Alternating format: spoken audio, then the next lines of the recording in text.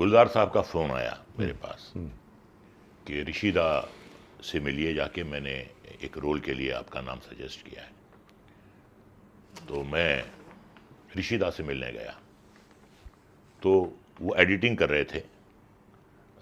जैसे ही वो थोड़े फारिग हुए तो मैंने सलाम किया, मैंने बताया मैं रज़ा मुराद हूँ, गुलजार साहब ने भेजा है। हाँ हाँ, रजा रजा आओ, रजा आओ।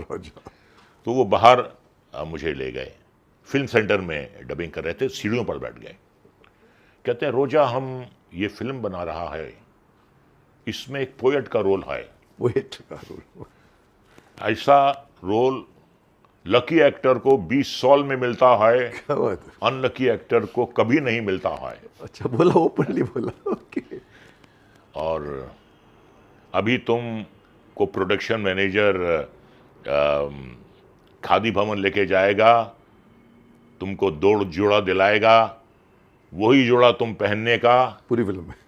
नहीं, घर में भी पहनने का। अच्छा, घर में भी पहनने का। तो साहब वो 2 जोड़े मैंने खादी भवन से लिए, कुर्ता पजामा? कुर्ता पजामा। तुम घर में भी यही पहनेगा? मैंने कहा जी हम पहनेगा।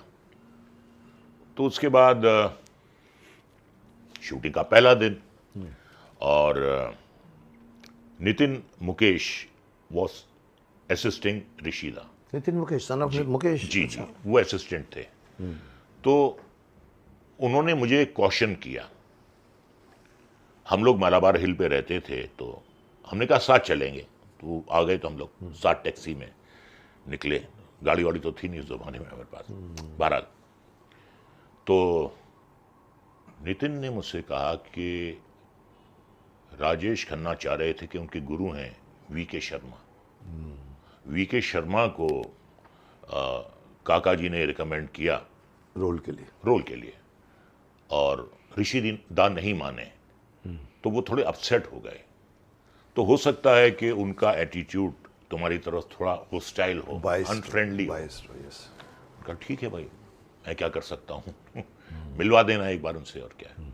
और राजेश खन्ना वो स्टार था। अरे स्टार, सुपर मुकेश ये आलम था।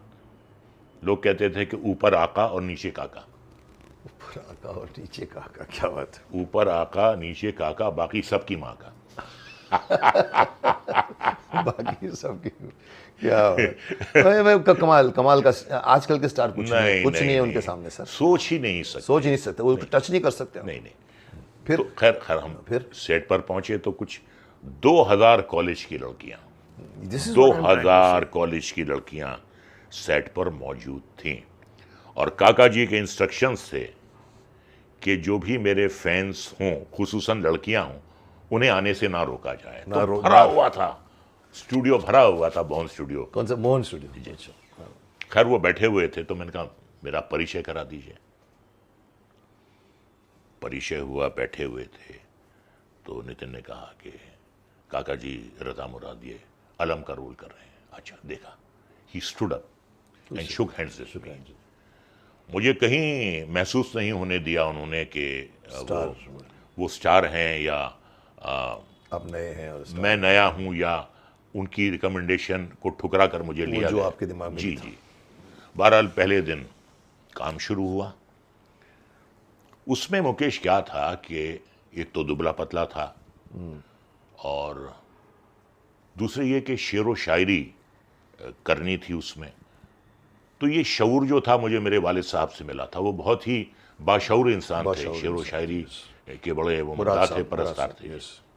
तो जिस तरीके से वो शेर पढ़ते थे, तो उनको मैं फॉलो करता था। तो वो चीज़ जो है मेरे हक में हो गई। यहाँ काम आई आपके। दुबला पतला, गाल अंदर घुसे हुए, लंबे से थे, दिखते थे, आंखें धसी हुई, भारी सी आवाज। तो वो रोल जो है वो पर्सनैलिटी को सूट कर गया। एग्जैक्टली। और एक शेर था जो मैंने सुनाई पब्लिक को, मैं सुनाता हूँ। एक शेर था, और उस शेर के बाद काका जी ने मुझे कॉम्प्लीमेंट दिया कि तुम्हारा अंदाज जो है वो कैफी आदमी जैसा है शेर पढ़ने। इससे बड़ा कॉम्प्लीमेंट क्या हो सकता था। तो वो शेर था कि जीने की आरजू में मरे जा रहे हैं लोग, जीने की आरजू में मरे जा रहे हैं लोग, मरने की आरजू में जिए जा रहा हूं मैं। अरे क्या मरने की आरजू। क्या बात। तो ये शेर था। तो राजेश भाई साहब एकदम वो हो गए कि हाँ हाँ, he was very impressed, he was very impressed.